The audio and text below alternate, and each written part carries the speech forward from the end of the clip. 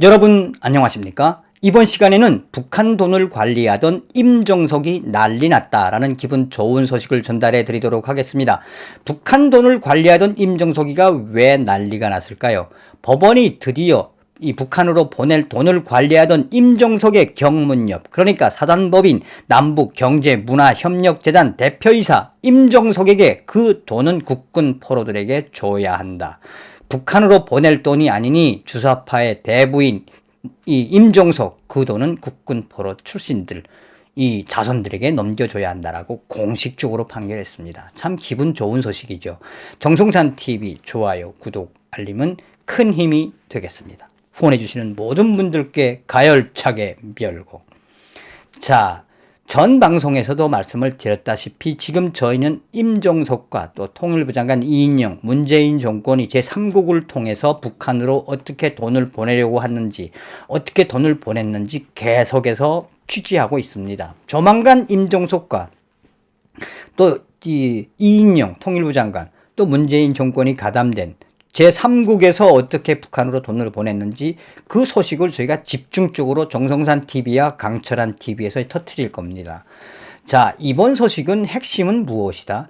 바로 북한으로 보낼 돈을 관리하던 그 북한 돈 저작권료를 법원이 대놓고 국군 포로 출신들에게 줘야 한다. 고로 무엇이다?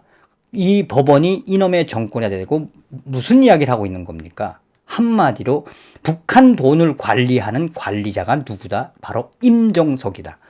오늘 연합뉴스는 북한 저작권료로 국군 포로 손해배상금을 줘야 한다. 경문협, 그러니까 임종석이가 대표이사로 있는 남북경제문화협력재단 경문협 항고를 기각했다. 일거에 기각했다라고 전하고 있습니다.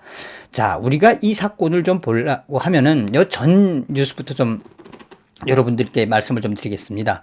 자, 왜 그러면 북한으로 보낼 돈을, 북한 돈을 왜 이 임종석이가 관리하고 있을까요? 자, 이 소식은 중앙일보가 이 3월 25일 날 전한 소식입니다. 김정은에게 손해배상 소송에서 이긴 납북자, 임종석의 경문협 대신 내라. 6.25 전쟁 때 북한에 끌려간 납북자 후손이 김정은을 상대로 제기한 손해배상 소송에서 승소했다. 지난해 국군 포로에 이어 전쟁 중 민간인 납치에 관해서도 이 법원이 북한의 불법 행위를 인정한 것이다. 핵심이 무엇입니까? 작년도에는 국군 포로 후손들이 임종석을 상대로 북한으로 보낼 돈을 그건 보내면 안 되니 우리한테 줘야 한다라고 법원이 판결을 했었죠. 자, 이 사건의 핵심은 무엇이냐?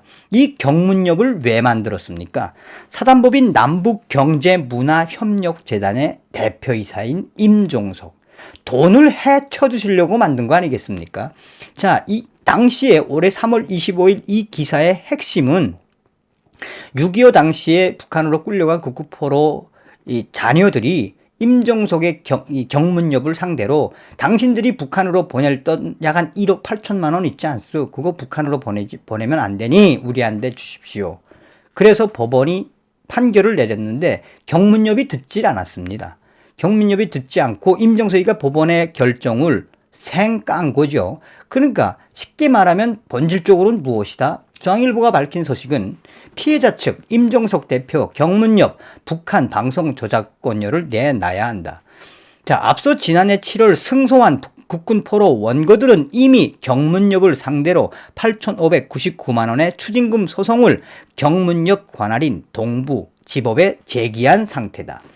서울중앙지법이 피해자 측 승소 판결에 따라 경문협의 채권 압류 및 추심 명령을 내렸는데도 임종석의 경문협 측이 돈을 주지 않자 재차 소송을 제기한 것이며 지난해 8월 서울중앙지법의 압류 결정문에는 채무자가 조선민주주의인민공화국 대표자 김정은으로 적혀있고 제3채무자에는 경문협과 대표이사 임종석을 적시했다. 그러니까 무슨 이야기예요? 쉽게 간단하게 이야기하면 임종석이는 대놓고 빨갱이 짓을 했다는 이야기 아닙니까?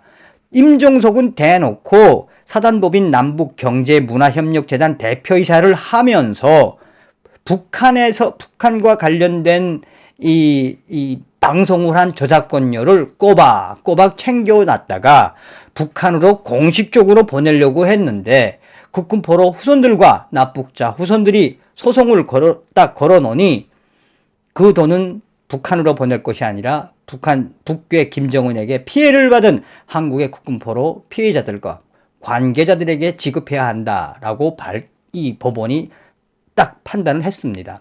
자, 그런데 임종석이가 가만히 있을 사람입니까? 절대로 북한으로 보낼 돈을 국군 포로에게 주어서는 안 되겠지요. 여기서 가장 중요한 거는 여러분들께서 잘 알고 계시겠습니다만 이번 소송의 핵심은 이 전 국회의원인 박영선 의원, 물망초 이사장님의 공로가 굉장히 크다고 하겠습니다.